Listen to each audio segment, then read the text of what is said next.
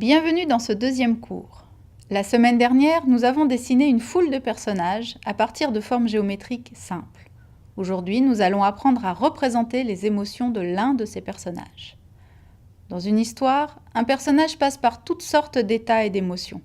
Il est essentiel de pouvoir les représenter pour donner vie à notre personnage.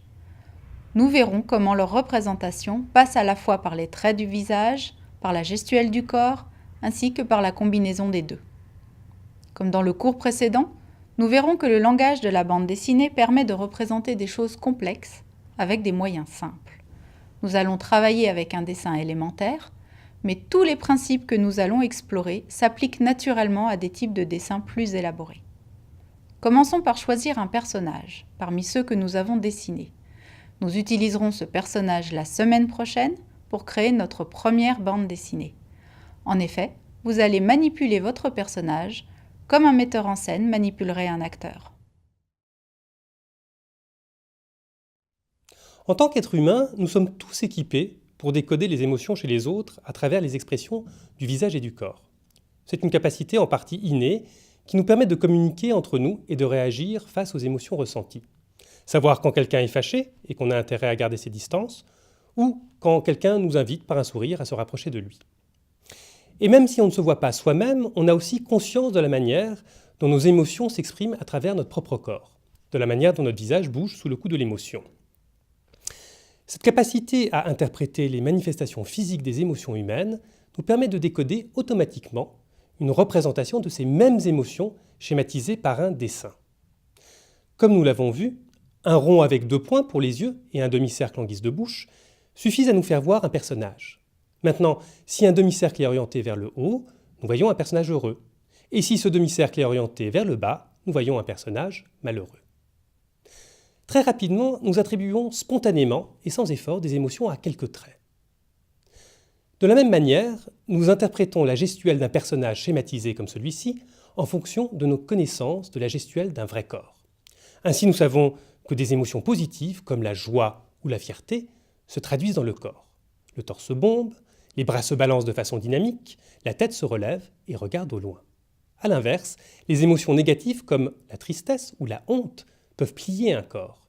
Les bras sont ballants, la tête se tourne vers le sol, le pas se fait traînant. Naturellement, la gestuelle de ces 2 personnages est extrêmement simplifiée. Pour qu'elle soit lisible, nous avons un peu exagéré la position, nous avons forcé le trait. Toute une part de la bande dessinée utilise un langage caricatural dans laquelle la gestuelle est très expressive, voire codifiée. Un personnage en colère fait des bonds, un autre se dandine sous l'emprise d'un sentiment amoureux. Depuis ses débuts, la bande dessinée emprunte certains codes du théâtre pour exprimer clairement les états émotionnels des personnages. Rodolphe Töpffer, considéré comme l'inventeur de la bande dessinée, en est un parfait exemple, comme vous pouvez le voir dans cet extrait de Monsieur Vieux-Bois, datant de 1837.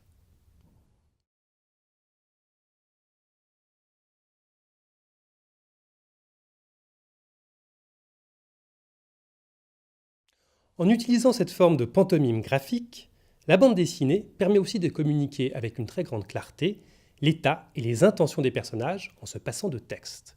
Cette capacité à représenter clairement les états et les intentions des personnages par le dessin nous sera très utile dans le cours 3 lorsque nous devrons créer une bande dessinée muette.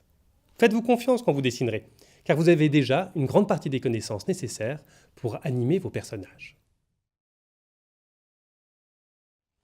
En psychologie, on considère qu'il existe 6 émotions principales dont toutes les autres dérivent. La colère, le dégoût, la peur, la joie, la tristesse et la surprise. Toutes ces émotions sont codifiées et peuvent donc être représentées de façon schématique. Pensez aux émoticônes. Observons comment cela se traduit dans nos exemples. Pour la peur, les sourcils froncés pointent vers le haut, la bouche est tombante et ouverte. Pour la colère, les dents sont serrées, les sourcils sont froncés vers le bas. Pour la surprise, les sourcils sont levés, la bouche est en forme de O. Dans ce cours, nous allons voir comment, en associant différents types de bouches avec différents types de yeux, nous allons obtenir une grande palette d'expressions faciales avec lesquelles jouer. Ainsi, en combinant des sourcils inclinés qui pointent vers le haut, avec différents types de bouches, on obtient des émotions assez éloignées les unes des autres. La déception, l'attendrissement, le malaise ou le regret. Le dessin d'un visage se lit comme un ensemble où chaque élément influence la lecture de l'autre. Regardons par exemple ces deux visages, l'un content, l'autre mécontent.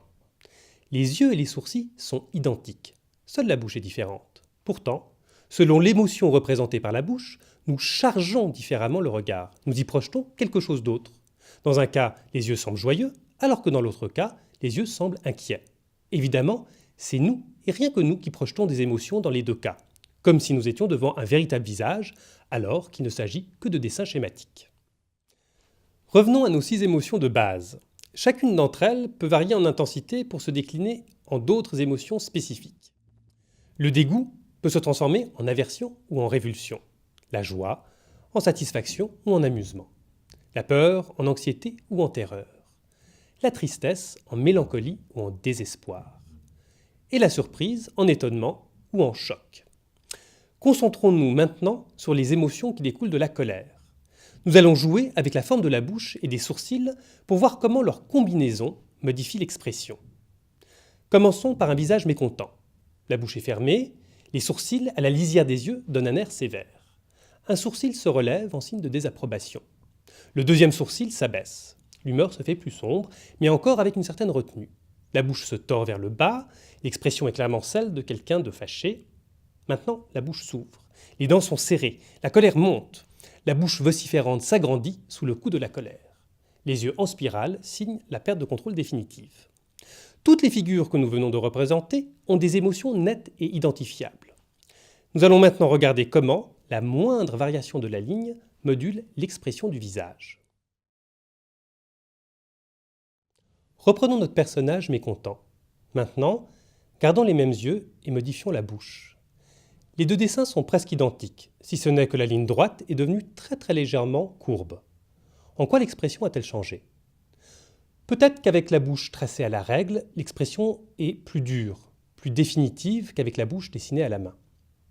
Marquons maintenant une toute petite inclinaison en bas vers le coin gauche. En quoi l'expression a-t-elle changé cette fois-ci ? Peut-être le personnage montre un air plus réprobateur ?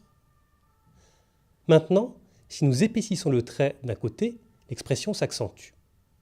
En plaçant la bouche un peu plus haut dans le visage, l'expression semble plus renfrognée. Et si nous mettons la ligne légèrement de travers, est-ce que l'expression de mécontentement se teinte d'un sourire ? Ou peut-être pas ?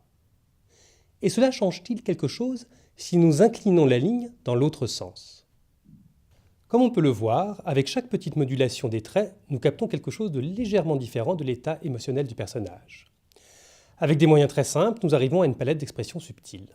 Lorsque vous ferez les exercices, nous vous invitons à chercher le jeu de vos personnages tout en dessinant, à reformuler votre trait pour trouver une expression intéressante. Bref, à vous amuser en explorant différentes combinaisons. Nous allons maintenant nous intéresser au corps. De la même manière que la combinaison des différents éléments du visage crée une expression, nous pouvons aussi jouer avec des combinaisons d'expression faciale et d'expression corporelle. Chez le premier personnage, le visage indique un clair mécontentement. Dans ce cas, les bras le long du corps expriment une certaine raideur, une tension. Chez le deuxième personnage, le visage indique au contraire le contentement. Dans ce cas, les bras le long du corps expriment plutôt la décontraction. Cette fois-ci, c'est le visage qui semble changer la perception que nous avons du corps en le chargeant d'une énergie négative ou positive. Nous pouvons créer des expressions encore plus complexes en faisant dire quelque chose au visage et quelque chose d'autre au corps. Par exemple ici, notre personnage arbore un visage triste alors que son corps essaye d'exprimer la détermination, comme s'il essayait de cacher son désarroi ou bien de faire bonne figure. Pour l'instant, cette colère est abstraite, sans objet. Mettons notre personnage dans une situation où il est poussé à réagir. C'est à ce moment-là qu'il va véritablement prendre vie. Par exemple, il vient de recevoir une amende salée d'un agent de la circulation pour avoir mal garé sa voiture. Comment allons-nous le faire réagir ? C'est le moment de faire travailler notre imagination, d'essayer différentes solutions pour voir ce que nous sommes en mesure de produire et d'explorer différentes intensités pour le pur plaisir. Le personnage est mécontent. Il n'y croit pas. Il est pris d'anxiété devant le montant qu'il va devoir payer. Il en veut beaucoup à l'agent. il pète les plombs et s'apprête à se battre. Il discute, parlemente, s'énerve vraiment, devient agressif, devient sarcastique, insultant. Si on met tous ces dessins bout à bout, nous avons déjà une véritable scène dans laquelle notre personnage, après hésitation, essaie de parlementer avec l'agent de la circulation, puis s'énerve, avant de devenir fou. Nous nous servirons de ce genre de développement pour construire la séquence de la semaine prochaine. Nous aimerions encore vous rendre attentif à quelques points. Dans une bande dessinée, l'expression d'un personnage se lit rarement telle quelle. En effet, sa lecture dépend en grande partie du contexte, c'est-à-dire à la fois de l'histoire, de votre connaissance du personnage et de la situation dans laquelle il se trouve. Une même expression peut être interprétée très différemment selon les informations dont le lecteur dispose. Dans le premier dessin, notre personnage semble mécontent ou dubitatif. Dans le deuxième dessin, notre personnage semble plutôt contemplatif, peut-être un peu mélancolique. Dans quelques semaines, la 6e pour être exact, nous verrons l'importance du texte et la façon par exemple dont une bulle de dialogue augmente les possibilités de ce qu'un personnage peut exprimer, étant donné qu'on peut tout simplement lui faire dire ce qu'il a dans la tête.